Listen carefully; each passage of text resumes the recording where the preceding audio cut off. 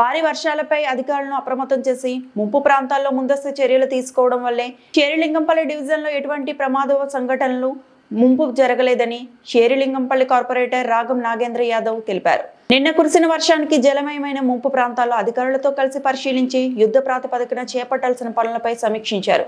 Hydraa, GHMC, జలమండలి, NDRF సిబ్బందితో ప్రధాన రహదారులపై నిలిచిన వరదపు నీటిని నాలాలోకి వెళ్లేలా చర్యలు చేపట్టారు.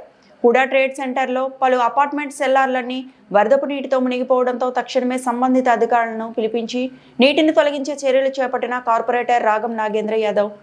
ఈ సందర్భంగా కార్పొరేటర్ మాట్లాడుతూ 5 దశాబ్దాలుగా రైల్వే అండర్ బ్రిడ్జ్ వద్ద నిత్యం వరద నీరు నిలిచిపోతుండగా ఎమ్మెల్యే అరికపూడి గాంధీ సహకారంతో సమస్యను పరిష్కరించి నిన్న కురిసిన అతి భారీ వర్షానికి ఎప్పటికప్పుడు పర్యవేక్షించి నీటి ప్రవాహం లేకుండా వాహనదారులకు, పాదచారులకు ఇబ్బంది కలగకుండా చర్యలు తీసుకున్నామన్నారు.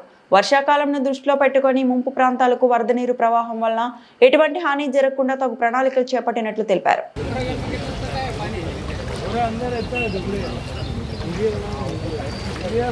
మరిన్ని అప్డేట్స్ కోసం మా ఛానల్ని సబ్స్క్రైబ్ చేయండి.